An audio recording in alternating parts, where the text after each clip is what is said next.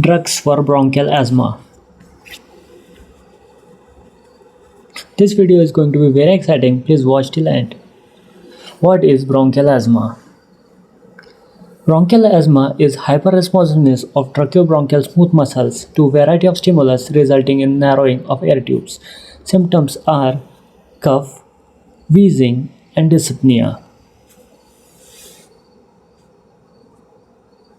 The best trick to remember drugs for bronchial asthma is to remember the pathogenesis. So please give your full attention.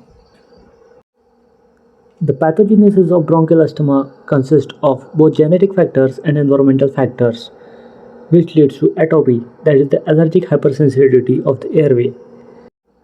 During the first exposure to the trigger, may it be the smoke or anything, the T helper cells activates, which in turn activates the B cells, which leads to production of IgE antibodies.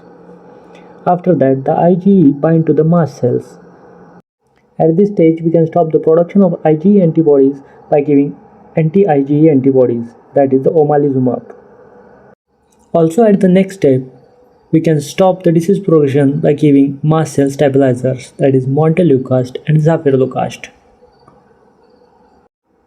When the IgE binds to the mast cell releases various inflammatory mediators like leukotrienes, histamine, and cytokines, which cause vascular permeability, leading to edema, goblet cell hyperplasia, leading to excessive secretion of mucus, and bronchial constriction of bronchial smooth muscles, which leads to airway obstruction, which ultimately leading to the asthma.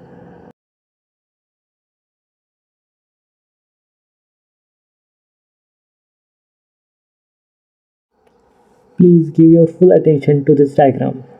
See, in bronchial asthma, the bronchial tone is what matters.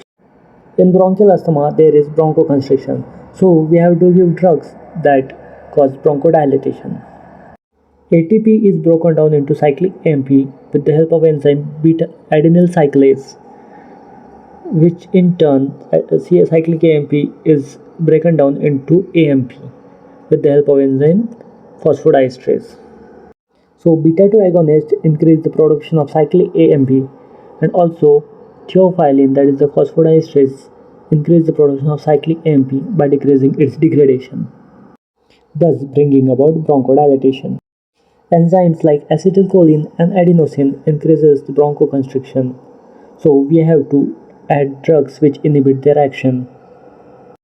Thus, muscarinic antagonists inhibit acetylcholine and theophylline inhibits adenosine, bringing about bronchodilation. Drugs for bronchial asthma can be classified as: first, anti-IgE antibodies, omalizumab; second, leukotriene antagonists, montelukast and zafirlukast; third, mast cell stabilizers, sodium chromoglycate and ketotifen. Bronchodilators are: first, beta-2 sympathomimetics, salbutamol, terbutaline, pambuterol, salmeterol, formoterol, and ephedrine. Methylxanthines are theophylline and aminophylline. Third, anticholinergics, ipratropium bromide, tiotropium bromide. Corticosteroids, systemic hydrocortisone, prednisolone, and others. Inhalational corticosteroid, beclomethasone, budesonide.